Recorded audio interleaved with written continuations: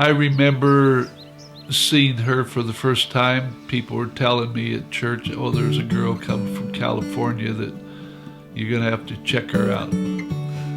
So I remember the first time I seen her, and she kept looking at me, and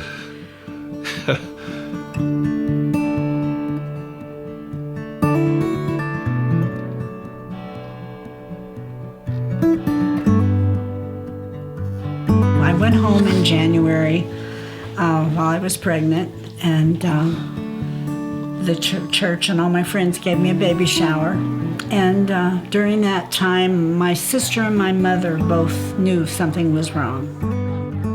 My doctor's name was Dr. McGowan, and when I had him, I remember giving birth, and it was quick. I have easy labors, and I did have him quickly, and he was quiet. And my husband couldn't go in the room with us then. I was by myself. And I said, "What's wrong, Dr. McGowan?" And he said, "He's gonna need a lot of love." I remember I was out in the hall and I heard her cry out, and there was just a tone about that. I knew there was something wrong. So pretty soon the doctor came out and he said, "Mr. Sargent, you have a healthy son, but he is missing part of his left arm." So I remember walking down the hall. I went into an empty room and closed the door, and in the dark, I guess I looked up and I said, "Okay, God, you and I have to have a talk right now, right here." I believe the peace that God gave me at that time was transferred to her, and she became quiet, she became peaceful, and we talked about it, we looked at him, and from that day to this day, it has been a real adventure.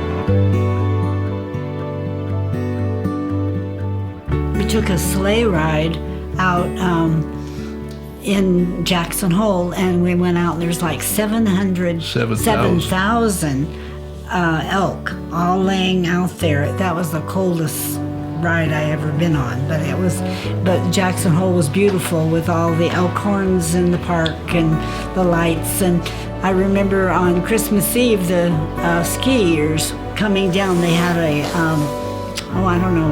several, maybe close to 100 with torches, and they would ski down the ski deal on Christmas Eve. So it was a special time. The boys skied, and it was fun. I rode the ski lift up and saw what they were skiing on and about panicked.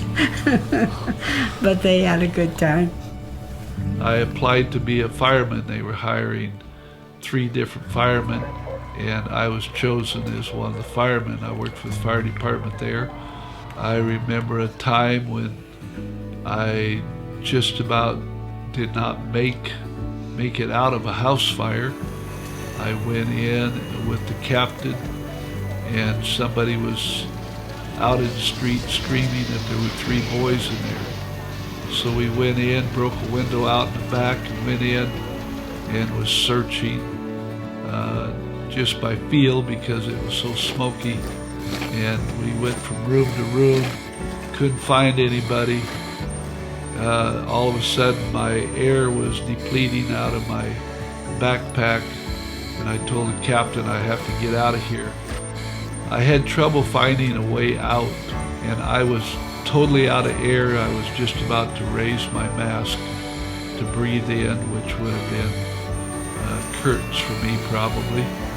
But I got to that window and I busted the window out with my hands, and another fireman was walking by and he seen what was happening, and when I raised my mask, his was around his neck, and he just reached up and he shoved it into my face. And that was quite an experience.